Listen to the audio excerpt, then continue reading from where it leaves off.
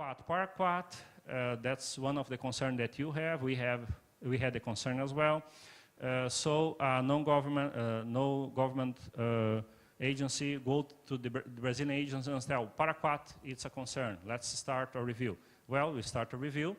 And on 2017, 2016 actually, they banned Paraquat. And then everybody went there and I will move this. What motivation on the evaluation? What's in the document, considering that there is several studies showing high acute and chronic toxicology of Paraquat, so we need to review it. That's in the first document that they issue. The real reason, they are concerned about a mutagenic effect of Paraquat. They are concerned about several reports of death linked to Paraquat because people now knows that it kills, so they use for suicide. Very persistent environment, but that doesn't make sense because it's not available. The half-life is 1,000 days, but it stays there, very strongly attached to the soil, and it's not available, and it doesn't have any environmental health effect after it gets to the soil. Do not have an antidote, and that doesn't make any sense because no pesticide has it. Suicide attempts that I have said before, and some of the misuse. And other problem that we have, and that's against the law, it's illegal, is that some of the producers use to pre-harvest burn down.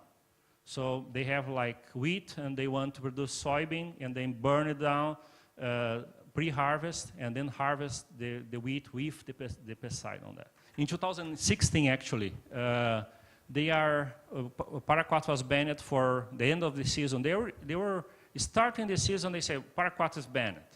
And then, well, I cannot use Paraquat. And so what they're going to use? They start using all sorts of pesticides. The rates of the pesticide use is way higher. We use 3 or 4 applications because they didn't have Paraquat to use as a burn down. So they use more pesticides during that year. And then there was a big pressure from the industry showing the numbers, a big pressure by the producers showing that they don't have, if they apply glyphosate doesn't work because there is a resistance, so you need to apply Paraquat. And if you don't apply Paraquat, you need to apply glufosinate in a higher rate, and it's less effective. So they show that, and then they step down and say, well, we're going to be restricting for 3 years, and after 3 years, we're going to ban it. So we have an opportunity to adapt this to this decision. We are regulating the use. We are not restricting the use. It cannot be used in avocado, pineapple, everything that was registered for, you cannot use it. So you cannot use it in in-crop application, only in burn down. The size of the container, one of the concerns, and most of the poisoning that happens during the work was small farms. To avoid small farms to use it, they banned the 1 liter container. You only can produce, import on 5 liters containers. So the small farm doesn't use it. And the small farm cannot use it because they cannot spray using backpack. That's against the law. You cannot buy Paraquat and use in backpack. Why? Because you are in contact with the herbicide. We cannot fly. We cannot spray application of the herbicide. You cannot spray with tractor. This open cabin tractor cannot be done. You can only spray with closed cabin tractor. That's the only way. Sorry. That's the only way that you can apply. Closed cabin tractor. The cabins need to have special filters to not allow the pesticide get into the tractor. So for this reason it's a big restriction.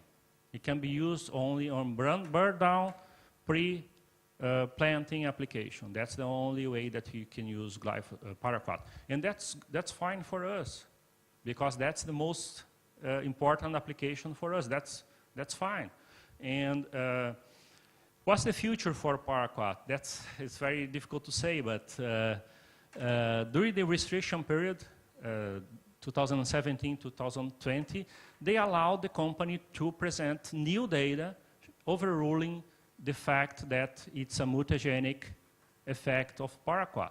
So the company did hire a new research center to do all the tests again, and they did that, and they sent it back to the Brazilian government, and is there, and they are evaluating.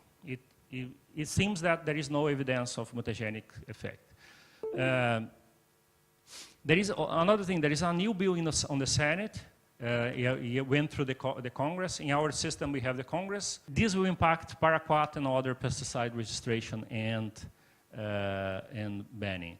There is several reasons not to ban paraquat in Brazil. First of all is the herbicide resistance. The amount of herbicide use will go up, and other pesticides will going to be used with higher rates and less effective. But in my opinion, and several other guys' opinion, the restrictions are necessary and working, because we are seeing less contamination, real contamination for pesticide use, only the contamination based on suicidal tendency. There is no way to reduce that. It reduced a little bit because of the container size. But I think the industry can, and the research government agency can get together and work better on the packing and the formulation of this pesticide.